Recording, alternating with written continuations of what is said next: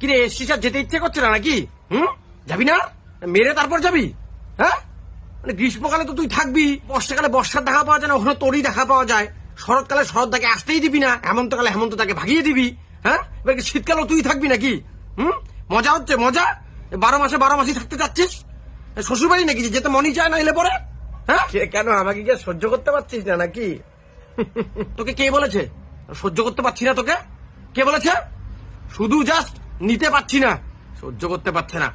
দেখ, যদি বাঁচতে চাস দরজাটা খোলা আছে, ভদ্র মতো বেরিয়ে যা। বেরিয়ে গিয়ে শীতকে পাঠিয়ে দে। চলে যাবো?